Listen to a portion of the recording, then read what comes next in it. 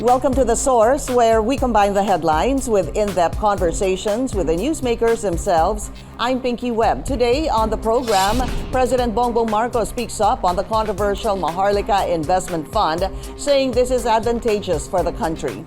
Despite changes to the proposed bill, more lawmakers are now backing the proposed measure. And a lawmaker suggests an undersea funding source from Maharlika Investment Fund. Surigao del Sur representative and Maharlika Investment Fund bill co-author Congressman Johnny Pimentel joins us in the program.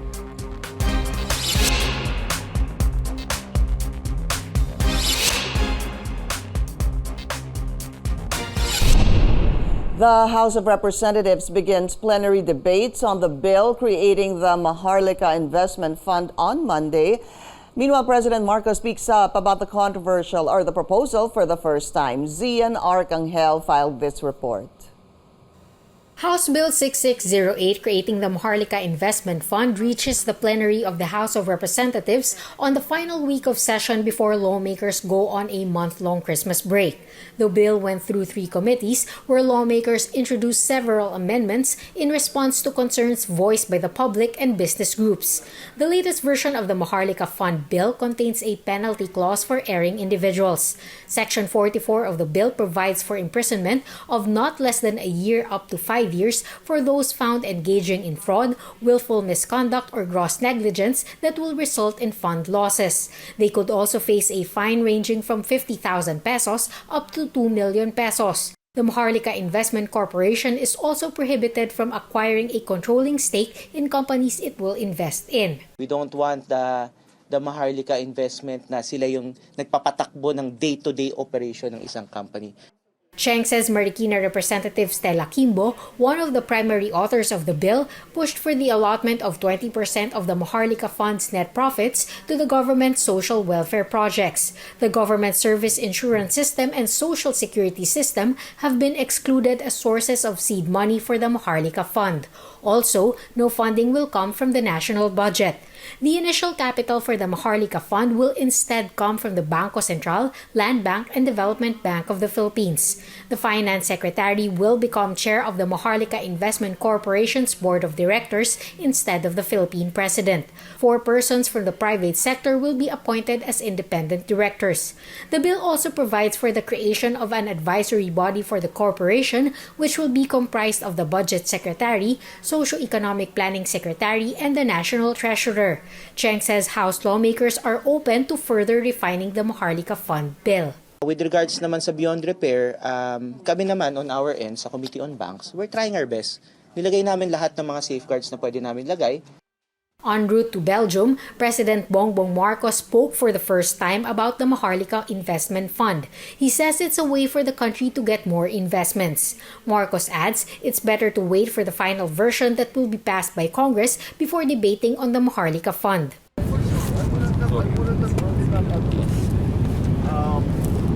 No, it's very clear that we need added investment. This is another way to get that. Let's not debate until we see the final form, because we could be debating about provisions that will no longer exist. So, antayin natin kung anong gawin ng legislature. Maharlika Investment Fund! Tutulan! Labanan! But members of the Bagong Alyansang Makabayan are firm that the Maharlika Fund bill should be junked. They stage a protest outside Batasang Pambansa. In a letter addressed to Speaker Martin Romualdez, Albay Congressman Edsel Lagman advised against rushing the passage of the Maharlika Fund bill. With only 2 session days left this year, the House could approve the Maharlika Fund bill on second reading by December 14. Zian Arcangel, CNN, Philippines. And let's go straight to the source of the story. We have Surigao del Sur representative and one of the bill's co-authors, Congressman Johnny Pimentel. Congressman, welcome to the source. Good to have you, sir. Yes, good morning, Pinky. Good morning to your viewers. Magandang umaga po sa lahat. So, Congressman, your co-author, tell us, why do you believe in the Maharlika Investment Fund? Actually, I'm not the only co-author. There are about more than 220 congressmen now who are co-authors of this bill. Actually, I think this would be good for the Secretary Pinky. Considering that in Southeast Asia, I think tayo lang walang sovereign fund. No?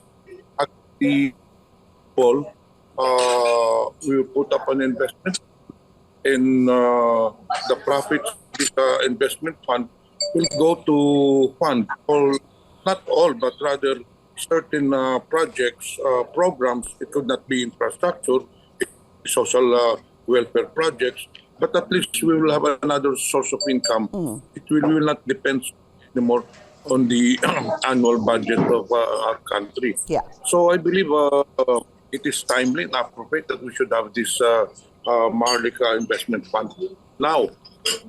Now, let's talk about the sourcing of the funds. First of all, Congressman, is it clear that whatever fund will be used will be surplus funds? Yes.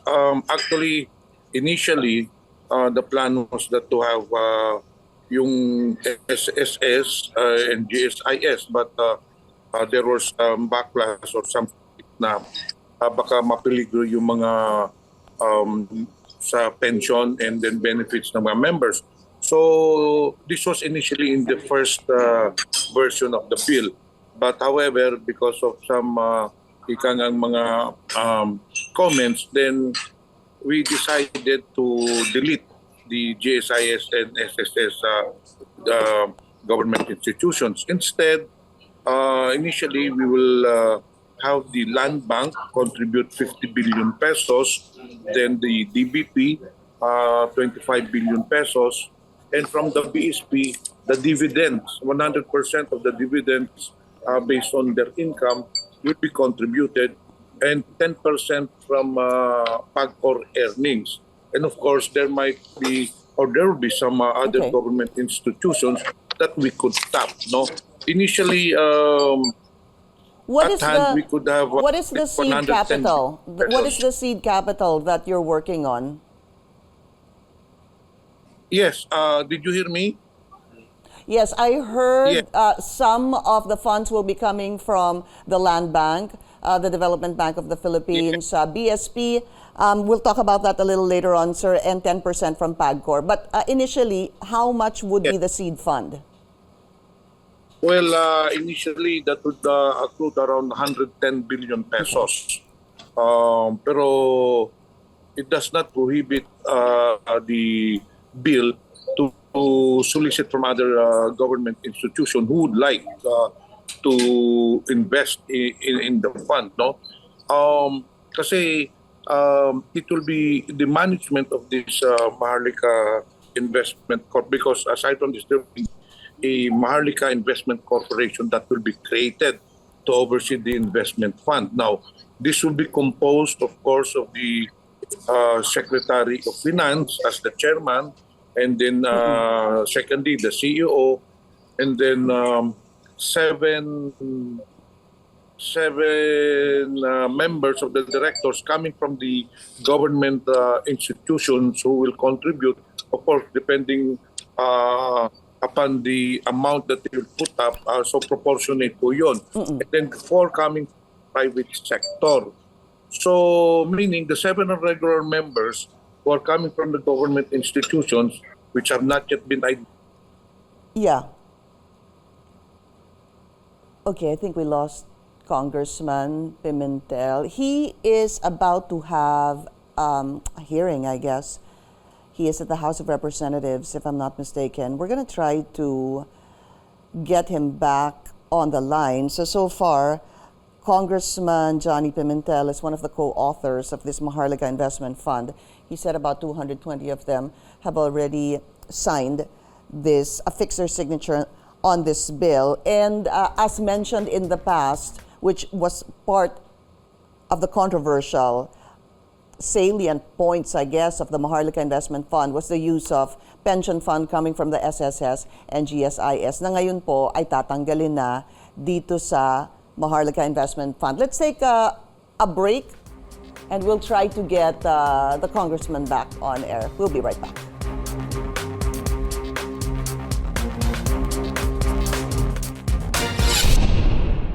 You're watching The Source on CNN Philippines. I'm Pinky Webb. Our source today, Surigao del Sur Representative and Maharlika Investment Fund Bill co-author, Congressman Johnny Pimentel. Congressman is at the Senate right now for a CA hearing. So, Congressman, so sabi niyo po, 110 billion ang tinitingnan ng gobyerno na seed money.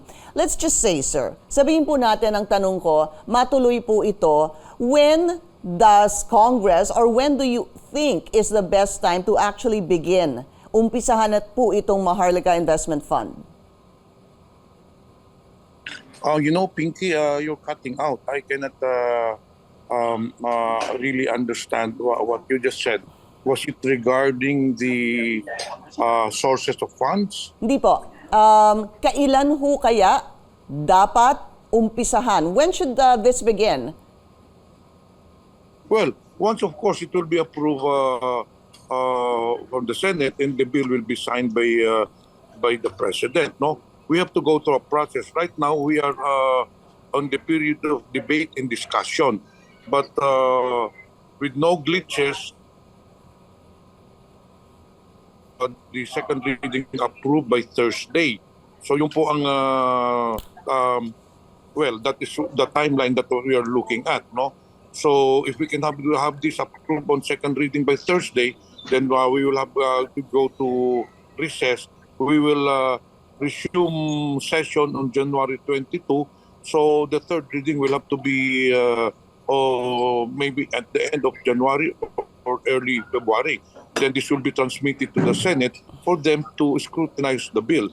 So once the bill will be approved, it will be sent to President BBM for signature. And of course, probably we'll have to wait for the implementing rules and regulations. Then we can start the investment already. Opo. Congressman, are you rushing this bill? No, we are not rushing this bill. In fact, the President has not certified this urgent, no? Kasi kung certify niyang urgent yan, we could have it approved by Thursday. But unfortunately, we have a ruling that after the second reading, we'll have to publish this for 3 days. So definitely, because of time constraint, we cannot have this approved on third reading. We are not rushing it. Actually, yesterday we started the discussion on this, deliberating on this on the floor, the plenary session. I believe there were about 5 interpellators already. And this afternoon, when we resume session, the debate and discussion will continue until tomorrow. But by Thursday, we'll go to a vote. And we expect this to be approved on second reading by Thursday. Okay, Congressman, I just need to take another short break. The Source will be right back.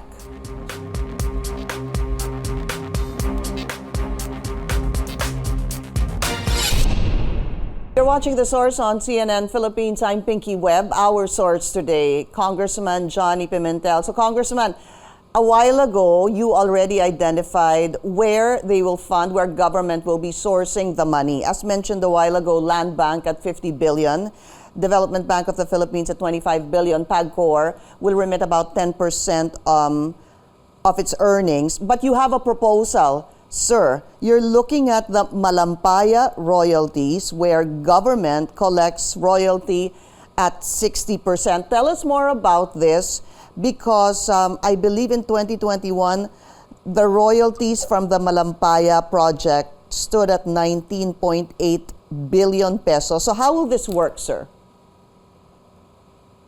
Yes, I released a statement about a week ago that I believe we can tap the profits coming from Malampaya, no? Actually, you're correct. In 2020, the Malampaya gas well remitted to the Treasury 19 point something billion. Then in 2021, another 19 billion, no?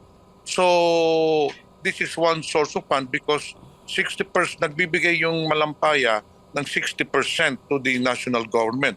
Now we can really tap these funds, no? If medyo kukulangin because the target of the fund actually from the original version of the bill is 250 billion pesos. Opo. Now at the moment, we have computed mga 110 billion pesos pa lang yan. So, as I've said, we will be tapping other government financial institutions.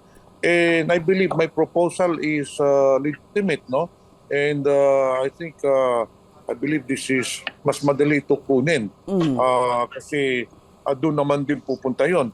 Actually, I certainly believe, Pinky, that this investment fund is good for the country. No, right now there are 70 countries in the world that have sovereign funds. Out of the 70 sovereign funds, actually all of them are successful except one, which have Malaysia.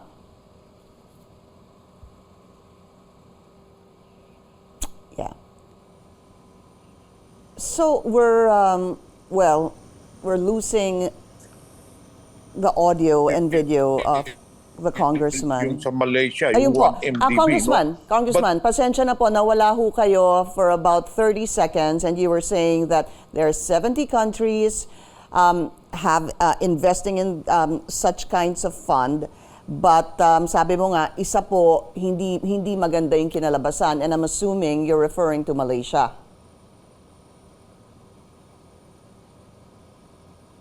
Yes, actually, as I've said, I'll repeat, there are now 70 countries who have this sovereign fund, and 69 have been successful, one has failed. This is the one MDB.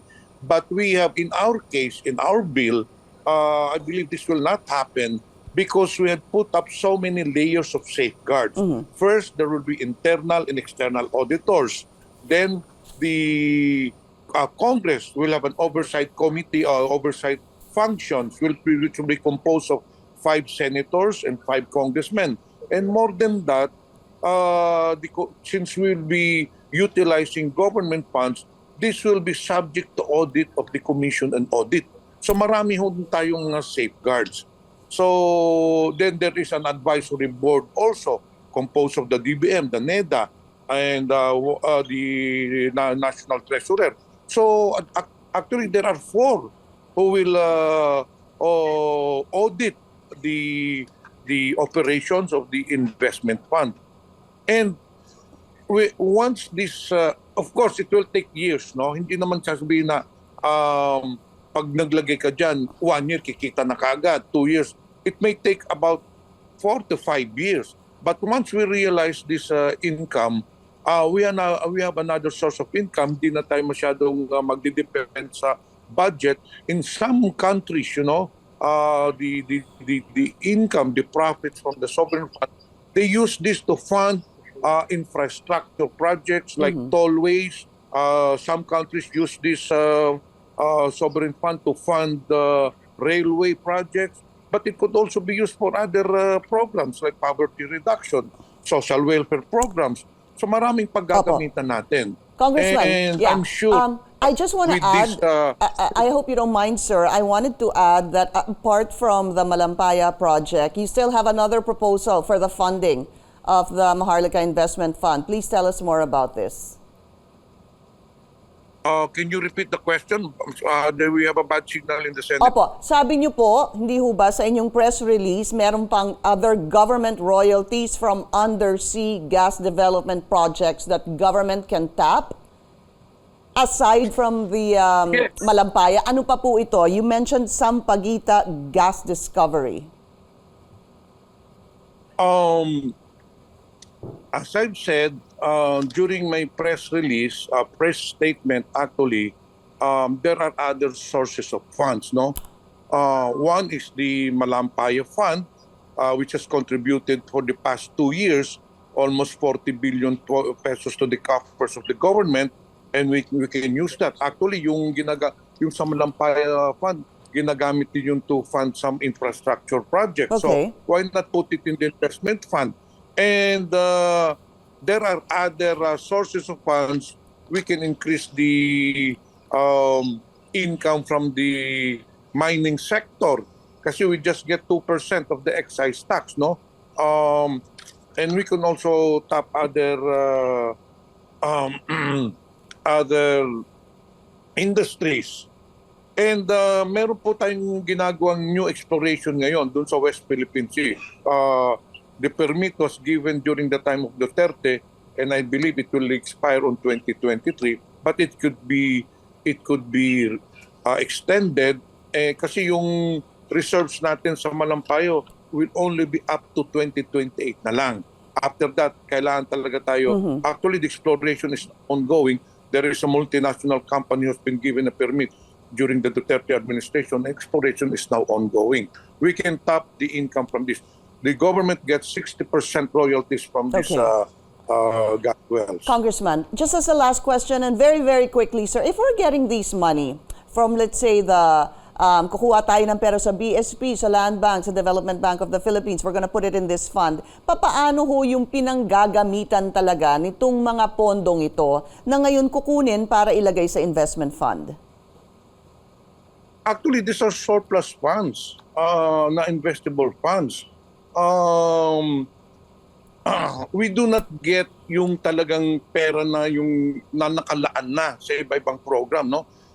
What we will get from Land Bank, DBP, BSP are surplus funds that are investable funds. So let us make that clear, no? Hindi po yung ginagamit nila for operations or whatever. Hindi naman sila makuha. These are surplus funds and investable funds. Yung po ang kukunin po natin from